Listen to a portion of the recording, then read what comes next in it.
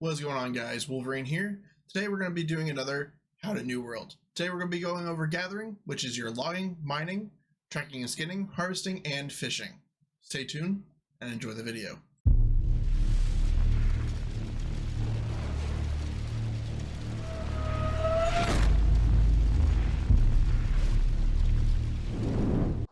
So first let's talk about logging. Logging is your young trees, your mature trees, your veered wood, and your iron wood. From these you get green wood, aged wood, weird wood, and iron wood. From those you can get timber, lumber, weirdwood planks, and ironwood planks. These are all gatherable by an axe, as they are in all RPGs. There are 5 types of axes, which is flint, iron, steel, star metal, and orcalicum. Each one has a gathering bonus added. Mine has a 405 because it is a star metal axe, whereas my pickaxe is orcalicum, which has an 805. These can all be upgraded the higher level that you have it forged at or crafted at, and it always makes it a little bit easier. For your mature trees, it's going to take a little bit longer than your young trees, as these are larger trees. You also get a higher drop rate of your wood, as well as a higher experience than you would as a young tree. Next, we're going to be talking about mining. Mining is for your iron, silver, oil, gold, alchemy stones, star metal, lodestones, platinum, and orcalicum. These are all gatherable with the pickaxe. As previously talked about, all the tools have 5 options. Your first one is going to be your iron, and it's going to be your most plentiful resource. It's also going to be your most used resource. Same way as with logging, you walk up to it, use your interact key, and collect the resources. They'll appear in your inventory as ore, where you can take it to the smelter and refine it down to bars using flux. Your easiest way to level up your mining is to use stone as a resource to be able to mine them. They give roughly around the same amount of experience as an iron node, or are more plentiful in the area, and so it makes it a little bit easier. Next, we're going to be talking about fishing. I don't particularly use it all that often, but I do enjoy it. There is a lot that is into this tracking.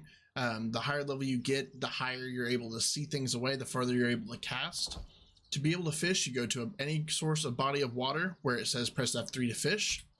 Pull out your rod, equip your bait. This is saltwater bait, so it's not going to be particularly good in this one, but it's worth a shot. You pull it out, reach the end of your rope, try to hit the max if you can. It'll just get you out a little bit further. All of them will require the same amount of click distance, no matter how far you can actually throw out. Then you wait for a fish. Whenever you get hit, you click to hook the fish. You're trying to keep the tension in the green area. You can go all the way up into the red, up until it starts flashing like that without breaking your line. You'll be able to catch your fish. This was a medium trout at 11.19 pounds and 24.57 inches. Not bad. Whenever you go into your fishing, you can salvage it for either oil or these fish fillets. Sometimes you'll get firm fish fillets, which are quest items, and each of them require the same amount. You don't actually lose your bait unless you break your line, pull too early on a cast, or exit your fishing. The more you fish, the easier it's going to be able to acquire fish, and there are different types of bait that add larger or small bonuses. I think it's small, medium, large, and extra large, extreme large, something like that. But it is really just a fun pastime. I like to do it whenever I don't really feel like doing anything else, and it does level up quite a bit. As you can see there, I just caught a fish. We down to 1 bait. We started out with 3. After each fish you catch, you lose your bait if you're using it in the incorrect areas. So like if I had a freshwater bait, it would be more likely to stay on. Additionally, collecting bait's super easy.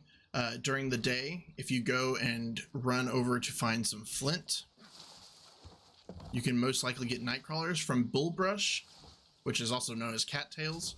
You're more likely to find fireflies, which is right there, and it is a freshwater large bait.